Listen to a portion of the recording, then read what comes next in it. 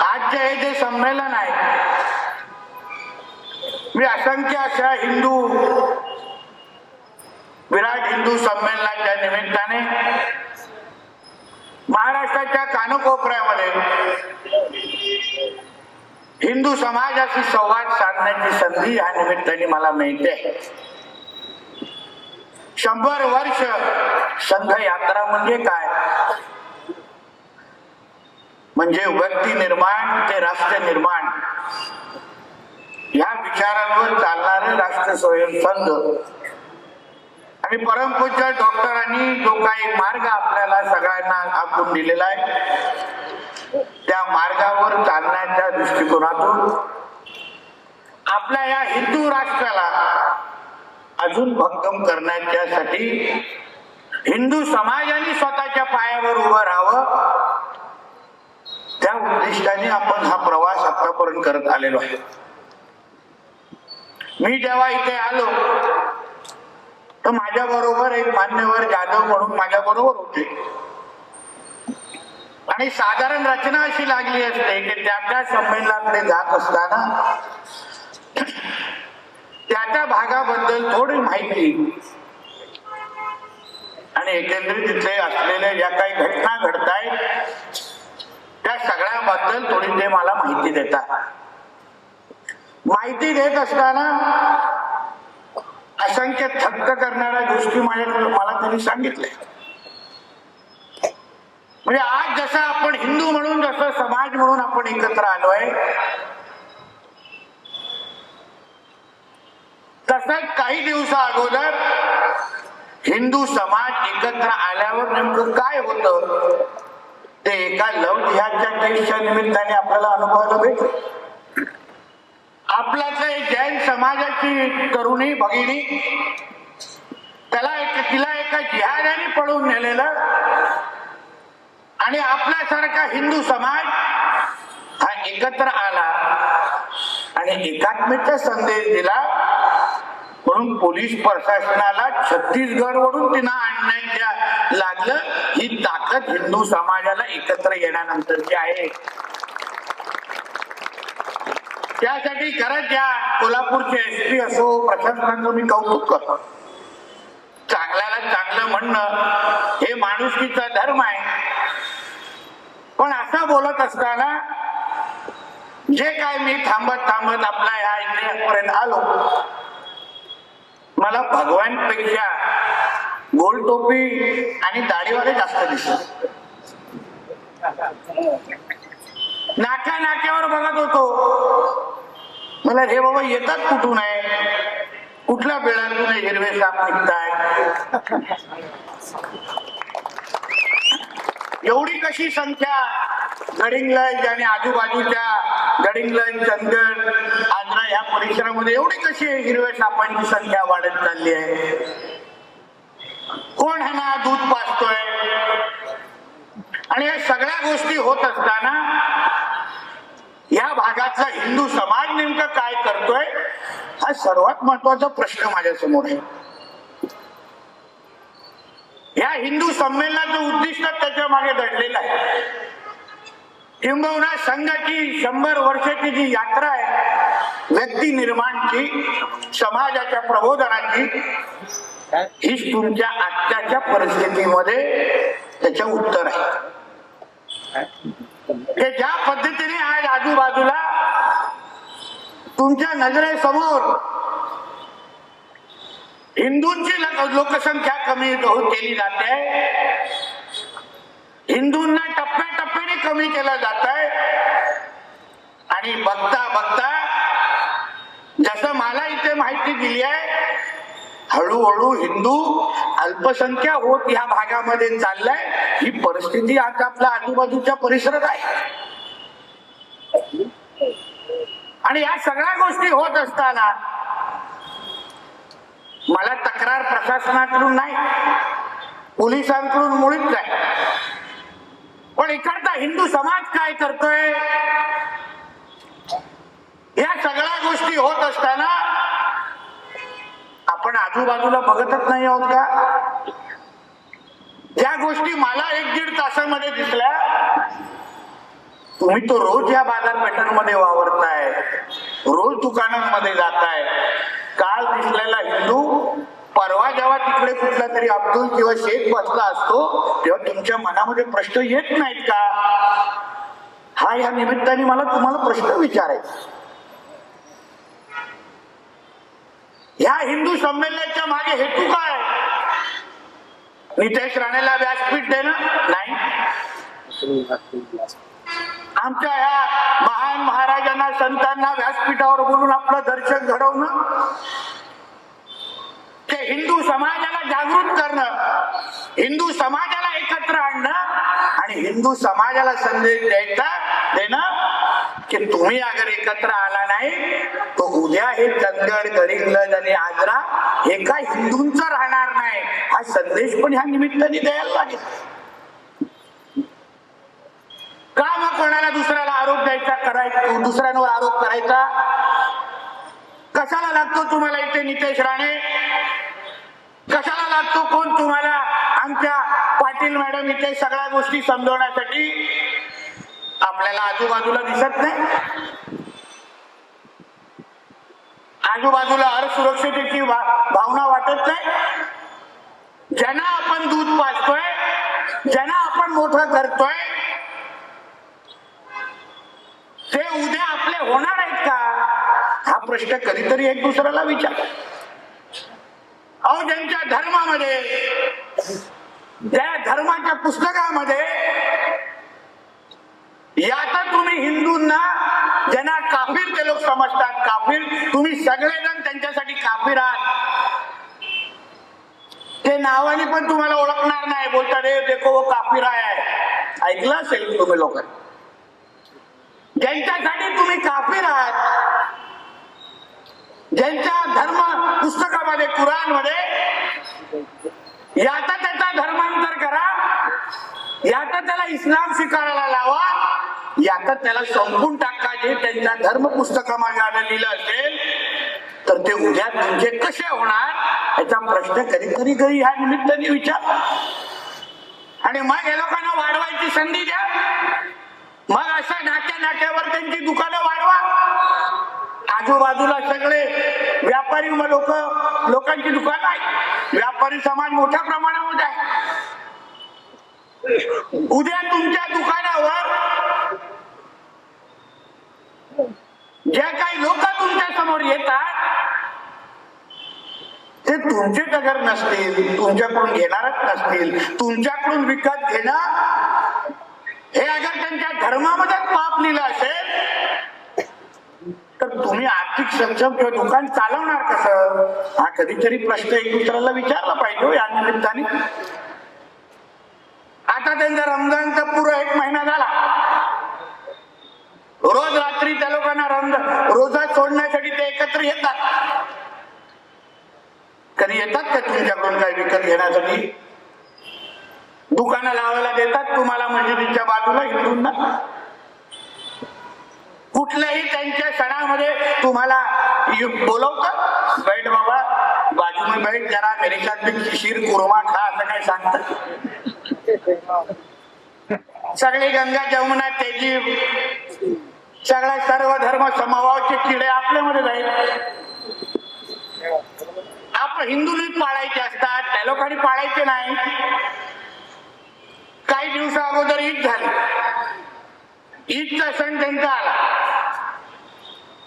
पत्रकार मित्र आहेत, सुजाण नागरिक आहेत, तुम्ही वृत्तपत्र वाचता, टीव्ही बघता, सोशल मीडिया वाचता.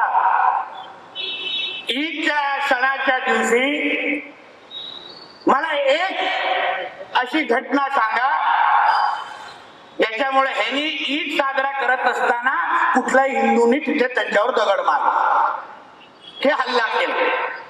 ते ईदचा सण साजरा करत असताना कुठल्याही हिंदू समाजाच्या व्यक्तीने त्यांना कुठल्याही पद्धतीची अडचण केली. एक अशी घटना दाखवा, कोणी उठून सांगू शकतो. झाली एक पण घटना. पण काल रामनवमी होती, राम जन्म उत्सव होता. महाराष्ट्रात किती घटना घडल्या. मी स्वतः परवा मालवणीमध्ये जाऊन आलो.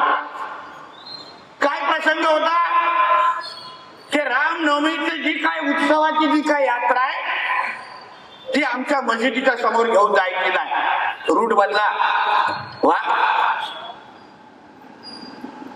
मग आमच्या जेव्हा प्रभू रामचंद्रांची जेव्हा मूर्त्या आपण जल्लोषात जसा आमच्या मिरवणूक निघायच्या, त्या मिरवणुकीवर दगडी मारली. इधर महाआरती बोलना नहीं, इधर जय श्री राम नहीं चलेगा. हमारा नमाज का वक्त आला आहे का. देशामध्ये सर्व धर्म समभाव आहे ना, आहे की नाही. गंगा जमुना तहजीब आहे, भाईचारा आहे. हे इकडचे काही पुरोगामी नावाचे जे किडे आहेत ते हेच शिकवतात ना आपल्याला. मग अगर त्यांच्या ईदच्या टायमाला वक्त्याच्या काळात ज्या दिवशी आम्ही हिंदू म्हणून अगर त्याला काही त्रास देत नाही, तर मग आम्हाला आमचे राम जन्म उत्सव साजरा करण्याचा अधिकार नाही आहे का, हाही प्रश्न एकदा त्या निमित्ताने विचारला पाहिजे. म्हणून मी नेहमी सांगतो, हा हिंदू राष्ट्र आहे, इथे 90% हिंदू राहतात, इथे सर्व धर्म समभाव चालणार नाही. इथे पहिलं हिंदूंचं हित बघितलं जाणार, मग बाकीच्यांना मोडलं जाणार. कोणी काय सरळ स्पष्ट आहे. हे गंगा जमुना तेजी घाला कुठे चुलीत, आम्हाला बोलून जाऊ नका. नाटक आमच्याकडे नको. हे जावा तुमच्या पाकिस्तान इस्लामाबाद मध्ये तुमच्या पाकिस्तानच्या अब्बा बरोबर जाऊन बस तिकडे. मला येऊन सांगू नकोस, मला येऊन सांगू नकोस. तुमच्या ईदच्या वेळी अगर आम्ही काय करत नाही, तर आमच्या राम जन्म उत्सवाच्या निमित्ताने, आमच्या येणाऱ्या हनुमान जयंतीच्या निमित्ताने अगर कुठल्याही प्रकारची अडचण आली तर येणं बकरी ईद पण काही हप्त्यांनी येते, हे पण लक्षात ठेवा.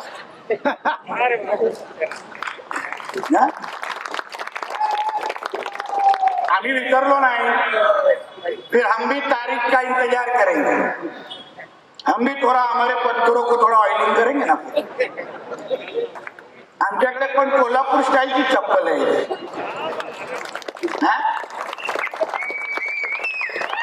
अशा जागी झोंबेलला शुक्रवारच्या दिवशी सिलेंडर पण वरती येणार. म्हणून नियम जो त्याला लागतो तो नियम आम्हाला लागतो, जो नियम आम्हाला लागतो तो नियम त्याला लागतो. आता काही केसेस आहेत आमच्याकडे आलेले, माझ्या कानावर टाकले. आमचे पोलीस बांधव ऐकतात, आमचं हिंदुत्वादी विचाराचं सरकार आहे राज्य. आम्ही सगळे मंत्रालयामध्ये बसलोय. आदरणीय देवेंद्र फडणवीस नावाचे कडवट हिंदुत्ववादी या महाराष्ट्र राज्याचे मुख्यमंत्री, एक लक्षात ठेवा. आणि म्हणून काही पोलीस बांधव जे केसेस जेव्हा होतात तेव्हा त्यांना 6 महिन्याची शिक्षा आणि आम्हाला 7 वर्ष. सगळी माहिती घेऊन मंत्रालयात चाललो, एक लक्षात घ्या. त्यांना 7, आम्हाला शिक्षा आमच्या मुलांना लावायची आहे तर 7 वर्ष, त्यांना लावायचे 6 महिने. का? बिर्याणी आमची चांगली आहे म्हणून. या सगळ्या गोष्टी आमच्या राज्यात चालणार नाही. आम्ही विधानसभेच्या काळात निवडणुकीच्या निमित्ताने आम्ही ठणकावून लोकांना सांगितलं, हिंदू समाजाला विश्वास दिला, ते महाराष्ट्रामध्ये हिंदुत्वादी विचाराचं सरकार तुम्ही निवडून द्या. कुठल्याही हिंदूला कोण वाकड्या नजरेने बघणार नाही, हा शब्द देऊन या सरकारमध्ये आम्ही सगळेजण बसलो आहे. आम्ही छातीटोक पद्धतीने सांगतो की हे सरकार हिंदू समाजाने आणलंय, कुठलंही गोल टोपी दाढीवाल्याने आणलेलं नाहीये. आम्हाला माहिती आहे. हे म्हणून अशा कुठलीही मस्ती परत या पद्धतीने अगर कानावर ऐकायला आली ना 6 महिने आणि 7 वर्षाची, जर अशा जागेतून फोन येईल ना, सगळ्या गोष्टी अवघड होऊन जातील. आणि म्हणून या निमित्ताने, हिंदू संमेलनाच्या निमित्ताने तुम्ही जरा आजूबाजूला हिंदू समाजाने पाहिलं पाहिजे. आपले हे संत महाराज सगळे हे एवढे परमपूज्य एवढे मोठे लोक ह्या व्यासपीठावर बसले आहेत. समाज म्हणून आपल्याकडून आशेने बघतायत. आपण ज्यांचे पाया पडतो हे धर्माचं वाढवण्यासाठी, धर्माचं प्रबोधन करण्यासाठी प्रत्येकाने आपलं आयुष्य आपल्यासाठी अर्पण केलंय. आणि एवढं सगळं केल्यानंतर पण समाजामध्ये अगर हिंदू समाजाची संख्या कमी होत असेल, या जिहादाची ताकद वाढत असेल, तर आपण ह्यांच्या समोर नतमस्तक होण्याचा आपल्याला अधिकार आहे का? हा जरा ह्या निमित्ताने तुम्ही प्रत्येकाला स्वतःला प्रश्न विचारला पाहिजे. सुरू करा तुमच्याकडून, हा निर्धार करा, संकल्प करा की मी माझ्या ह्या बाजारपेठामध्ये मी काही अगर विकत घ्यायला जाईन तर ते फक्त हिंदूंकडूनच घेईन, ही शपथ घेऊन बाजारपेठाच्या इकडे गेला पाहिजे. दुकानावर पाठी वाचा, समोर बसलेला व्यक्ती हिंदू आहे का विचारा आणि मगच त्याच्याकडून खरेदी करा, अशी शपथ घेऊन यांच्या तुम्ही इथून निघाला पाहिजे. पण पाठीवर कधी कधी जय श्रीराम लिहिलं असतं आणि आतमध्ये अब्दुल बसला असतं, हे लक्षात घ्या. हे झाले फार चॅप्टर झाले. आपल्यासारखी नावं पण ठेवतात, म्हणून त्याला आवर्जून बोलायचं आमच्या भगिनीने, तुझ्याकडून घेते बलत्कार हनुमान चाळीसा बोलून दाखव. आता बघा काही आठवड्या अगोदर मला एक व्हिडिओ दाखव, बघा ते किती कडवड असतात आणि आपण किती सोपवले. एक कोणीतरी मला व्हिडिओ दाखवला सोशल मीडियावर, एक आपला हिंदू गळ्यात त्याचा रुद्राक्ष घातलाय, डोक्यावर टीका आहे आणि एका मस्जिदीमध्ये जायला प्रयत्न करतो. दरवाजावर गेल्यावर लगेच 2-4 जमा होतात. क्या जाने का है, कहाँ जाना है? नहीं अंदर जाना है, जरा मेरे को दर्शन ले रहे. क्या ये कैसा है? गले में रुद्राक्ष और सर पे टीका है. काही मिनिटातच 100-200 जमा होतात तिकडे. सगळे त्याला घोडका करतात. विचार क्या काम है तुम्हारा, अंदर क्यों जाना है? अंदर जाने का परमिशन नहीं, यहाँ कोई भी जो मुसलमान नहीं वो अंदर जा ही नहीं सकता, असं ठणकावून त्याला परत तिथून हकलून टाकलं, जायला दिलं नाही आतमध्ये. आणि आपण मिठ्या मारतो फेविकॉलचा मजबूत डोळ्यासारखा. आपल्याकडे ते काय आपले गंगाजल, ते काही कमी समित्या शांतता विंतता काय ती समिती असते ना, एकत्र बसवतात आमचे पोलीस. बसतो, सगळे शब्द आपणच देतो आणि बाहेर गेल्यावर तो वाट मारायला तो तयार होत असतो तिकडे वाट लावायला. मग आपण पण जागृत कधी ना तरी झाला पाहिजे. हिंदू म्हणून अगर आपणच सगळ्या गोष्टी करत असाल आणि समोर बसून ते फक्त जिहाद करण्याचं काम करत असतील, स्वतःचा धर्म वाढवण्याचं काम करत असतील, तर तुम्ही या बाबतीमध्ये जागृत का नाही आहात, हाही प्रश्न या निमित्ताने मला तुम्हाला विचारायचा. अहो, व्यक्ती निर्माण म्हणजे काय? प्रत्येक व्यक्तीमध्ये हिंदू धर्माची भावना जागवणं. आपण हिंदू म्हणून आपण आपल्या हिंदू राष्ट्राला भक्कम करण्याची ताकद ही तुमच्या प्रत्येकामध्ये आहे. ही जाणीव करणं, त्यालाच राष्ट्रीय स्वयंसंघाचे 100 वर्षाची संघ यात्रा म्हणतात, त्यालाच म्हणतात. आणि ती जोपर्यंत तुम्ही तो विचार स्वीकारत नाही, तोपर्यंत टप्प्याटप्प्याने हे गडिंग्लजचं नाव पण ते लोक बदलून टाकतील. लक्षात तुमचं हे जे काय चंदगड, ह्याचं पण नाव कुठलं तरी चांद मामा शहर ठेवून टाकतात. ना चंदगड. तुम्हाला वाटतं की मी नुसतं टाळ्या मिळवायला बोलतो? ठाण्याच्या जवळपास एक पलगाम नावाचं गाव होतं, पडगाम नाव होतं, पडगाम माहिती असेल काय लोक, ठाण्या ग्रामीण मध्ये. असं चंदगड आणि गडिंग्लज सारखं 100% तिथे 99% हिंदू राहिले. ते 99%. 1% कुठला तरी मुसलमान समाज होता. हळूहळू अशी परिस्थिती झाली की त्या लोकांनी तिथे 100% तिकडे जिहादी आले आणि पडगामचं नाव बदलून अल शाम करून टाकलं ते लोकांनी. तुमच्याच महाराष्ट्रामुळे ठाण्याच्या जवळपास गाव आहे जिथे 1% ते लोक होते, त्याच्यावरून 100% ते लोक गेले आणि सगळ्या हिंदूंचा धर्मांतर केला आणि गावाचं नाव पण बदलून टाकलं अल शाम. तसं तुमचं नाव आता चांद मामा काय शहर तयार झालं थांबले. आता अल्पसंख्या, तुम्हाला आता मला जी माहिती त्याच्यामध्ये अल्पसंख्या म्हणून ओळखलं जातं असं सांगतो मी. कदाचित पुढच्या वर्षी आलो तर इथे कुठेतरी चौकात 2-4 जण भेटतील जय श्रीराम वाले, बाकी सब सरतेंचे जुदावाले भेटणार. आपण प्रत्येकाला आपली अगर क्षमता ओळखली नाही हिंदू म्हणून ज्या पद्धतीने आपण एकत्र येऊन आपल्या त्या भगिनींना आणलं, पोलिसांसमोर हिंदूची एकजूट दाखवली आणि म्हणून छत्तीसगड वरून तिला आणायला लागलं, ते जेव्हा जेव्हा हिंदू धर्माकडे कोणी वाकड्या नजरेने बघत असेल, तुम्ही सगळे अगर एकत्र आलात तर हे हिरवे साप औषधाला तुम्हाला सापडणार नाही, हा विश्वास तुम्हाला या निमित्ताने मी देणार आहे. औषधाला सापडणार नाही. तुम्ही प्रत्येकाने आपली आपली क्षमता ओळखली पाहिजे.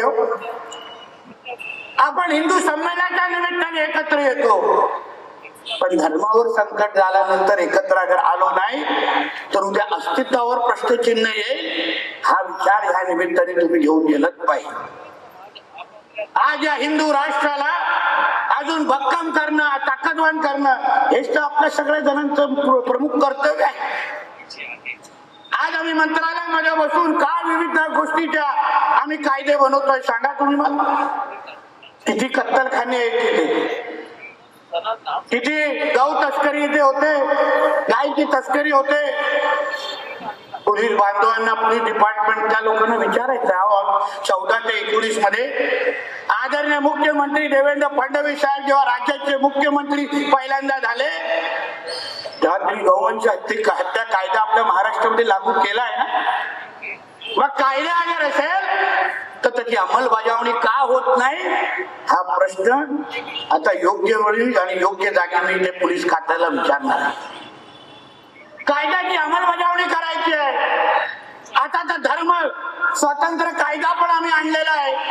आता कुठलाही माझ्या हिंदू बहिणीकडे या जिहादाने वाकड्या नजरेने बघितलं तर 7 वर्षापर्यंत पाकिस्तान मधला अब्बा तुम्हाला वाचू शकणार नाही. एवढी ताकद त्या कायद्यामध्ये, एक लक्षात घ्या, एवढी ताकद त्या कायद्यामध्ये. म्हणून सरकार म्हणून, शासन म्हणून आम्ही पूर्ण पद्धतीने तुमच्या बरोबर आहोत. लक्षात, पूर्ण पद्धतीने बघू, काही मागे पुढे बघू नका, पूर्ण ताकदीने बरोबर आहोत. आज मंत्री असलो तरी, आमदार असलो तरी हिंदू म्हणून तुमच्या या हिंदू संमेलनामध्ये इथे आलो. एक लक्षात घ्या, तुम्हाला संदेश देण्यासाठी आलोय, तुम्हाला ताकद देण्यासाठी आलोय की हिंदू समाज म्हणून तुम्ही चंगड असेल, गडिंग्लज असेल, आजरा असेल, हे जे काय हिरवं आक्रमण आपल्या आजूबाजूला जे सुरू आहे त्याला थांबवण्याचं काम इकडच्या हिंदू समाजालाच करायला हवं, हे आवर्जून सांगण्यासाठी इथे आलो. तुम्ही फक्त उभं राहण्याची ताकद दाखवा. जेव्हा जेव्हा कोणीही लँड जिहादच्या नावाने तुमची जमीन घ्यायला येत असेल तेव्हा जसं त्या मंदिरामध्ये प्रवेश करणाऱ्याला थांबवण्यासाठी काही मिनिटांमध्ये 100-200 जमले, तुम्ही त्या वेळी अगर हिंदू म्हणून तुम्ही जमलात, तुम्ही विचार करा हे कुठल्या वेळामध्ये जाऊन लपतील. अहो संख्येने आपण कुठे आहोत?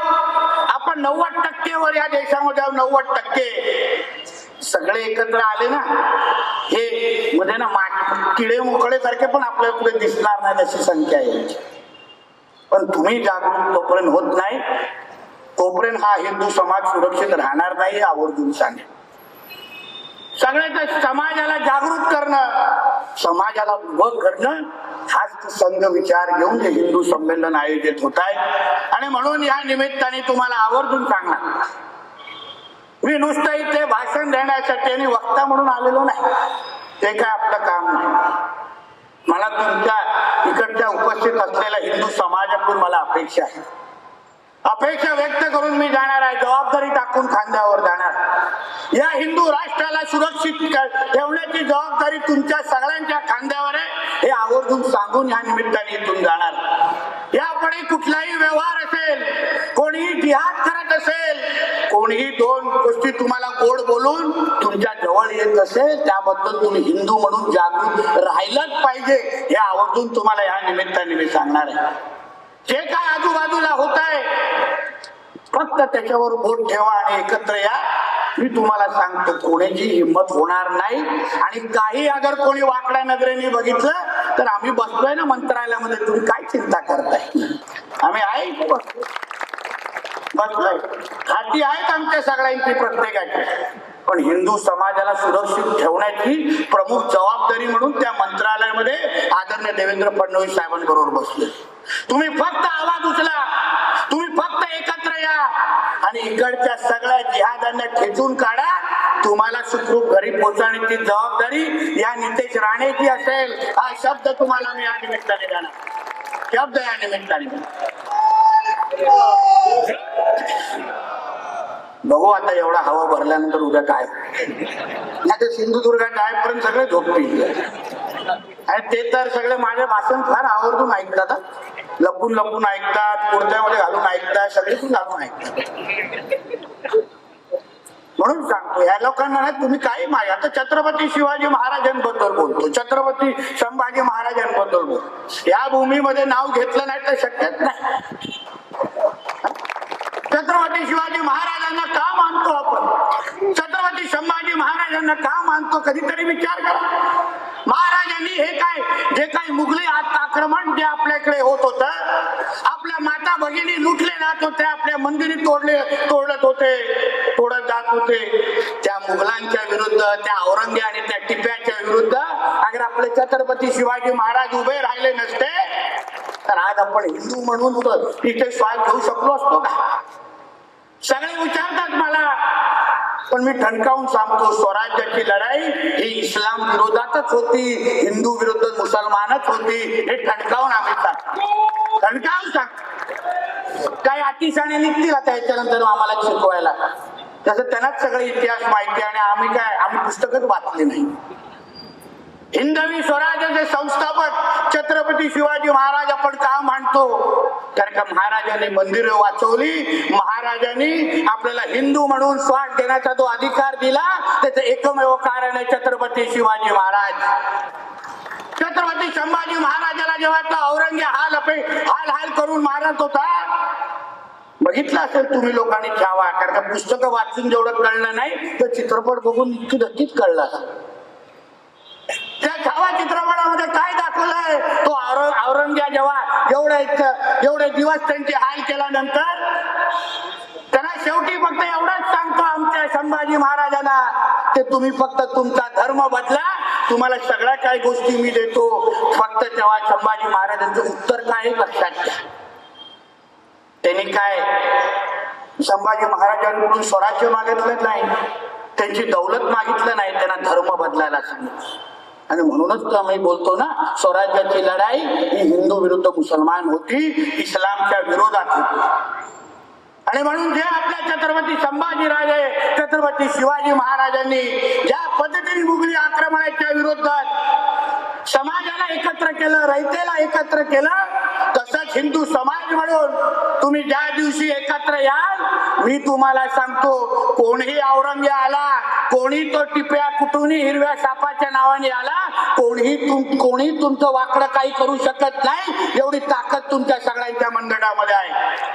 तुम्हाला फक्त स्वतःची ताकद ओळखायची आहे, हिंदू समाज म्हणून एकत्र यायचं आहे. एवढीच साधी अपेक्षा तुमच्याकडून व्यक्त करण्यासाठी इथे आलो. बाकी काय व्याख्यानामध्ये सगळं तुम्हाला सांगितलं नाही, सगळी चांगल्यातली चांगली माहिती दिलीच आहे. पण मी जे काही शेवटच्या वेळी तुम्हाला बोललोय त्याच्याबद्दल तुम्ही निश्चित पद्धतीने आहे. आता काय महाराजांच्या काळासारखे तुम्हाला तलवार उचलण्याची गरज नाही, कोणाला जाऊन मान पण कापण्याची गरज नाही. फक्त हिंदू समाज म्हणून एकत्र येऊन या जिहाद्यांना तिथे यांच्या आर्थिक नाड्या तुम्ही त्या दिवशी आवडाल, मी तुम्हाला सांगतो हे त्या औषधाला पण तुम्हाला सापडणार नाही, अशी ताकद तुम्ही सगळेजण निर्माण करा. या संमेलनाच्या निमित्ताने घरी गेल्यानंतर तुम्ही ठरवलं पाहिजे की मी उद्या उठल्यावर एकही जिहाद्याबरोबर कुठल्याही पद्धतीचा व्यवहार किंवा काही त्याला दुकानावर पण उभं करणार नाही, डिस्पेन्सरीवर पण उभं करणार नाही, ही शपथ घेऊन तुम्ही या संमेलनाच्या माध्यमातून गेलं पाहिजे. तुम्ही फक्त एकत्र या. ते जे काही आपल्या धर्मासाठी करतात ते कधी आपला धर्म विसरत नाही. त्यांना शिकवलेल्या प्रत्येक गोष्टी त्या मदरसामध्ये असेल, त्या मस्जिदीमध्ये असेल, काय शिकवतात मदरसामध्ये मुलांना शिक्षण, कुठला सायंटिस्ट किंवा कुठला मोठा उद्योजक झालाय मदरसामुळे, एक तरी दाखवा चुकून. मी मध्ये बरोबर बोललो, लोकांना फार झोंबले. आता हे सगळे मदरसे हे आतंकवादीचे अड्डेच आहेत, बाकी काय होत नाही आतमध्ये. हो काय होत नाही.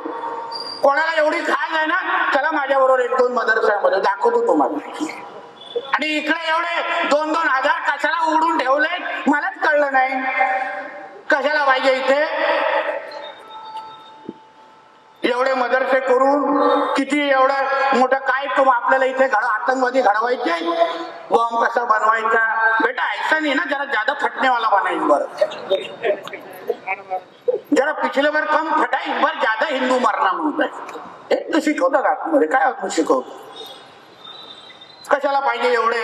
याच्यापेक्षा हे 200 मदरसे असण्यापेक्षा 200 शाळा अगर हिंदूंसाठी तयार केले ना तर कुठेही काही चुकवणार नाही, लक्षात घ्या.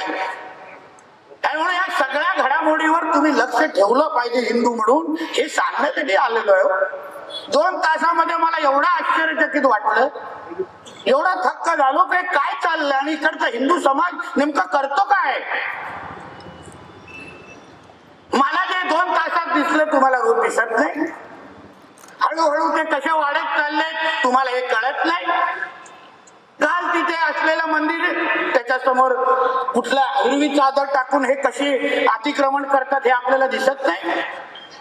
आणि म्हणून हिंदू म्हणून जोपर्यंत तुम्ही जागृत राहत नाही, मग आम्ही 1000, 2000, 1,00,000 पण अगर हिंदू संमेलन घेतलं ना तरी मग आपल्या भारताला कोण वाचू शकणार नाही, हे आवर्जून सांग. कारण का ह्या जिहादांचं उद्दिष्ट आहे की 2047 ला या देशाला इस्लाम राष्ट्र करायचा, त्यासाठी जिहाद करायचा, त्यासाठी लव जिहाद करायचं, त्यासाठी लँड जिहाद करायचा आणि हिंदूंचा राष्ट्रच संपून इथे जिहादाचं इस्लाम राष्ट्र करायचा. हे जे त्यांचे मनसुबे आहेत त्यांना तुम्ही पूर्ण करून देणार का, हा प्रश्न स्वतःला विचारा आणि मग उद्यापासून हिंदू म्हणून जगायला सुरुवात. आणि म्हणून या निमित्ताने या सगळ्या गोष्टी तुमच्या समोर सांगाव्यात. अनुभव असेल की आजूबाजूला ज्या गोष्टी चालल्यात, राज्य सरकारचे प्रतिनिधी असलो तरी जसा बोललो की हिंदू म्हणून तुमच्याशी आज बोलतोय आणि हिंदू म्हणूनच तुमच्याकडून अपेक्षा व्यक्त करून मी इथून जातोय. माझी अपेक्षा आहे पुढच्या वेळी जेव्हा चंदगडला दिसेल इथे हिरव्यापेक्षा भगवाची लाट दिसली पाहिजे, हे आवर्जून तुम्हाला या निमित्ताने सांगून जाणार. होणार आहे की नाही ते सांगा. नुसतं टाळ्या मारू नका. होणार आहे ना?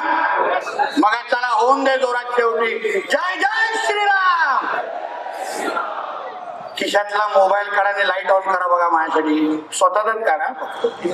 समान नागरी कायदा करा, तो पण होतोय टप्प्याटप्प्याने, सगळं होणार. सगळं महाराष्ट्रात चिंता करून गुजरात पर्यंत आलाय ना समान नागरी कायदा, महाराष्ट्रात पण लवकर येणार. बोला जय जय श्रीराम.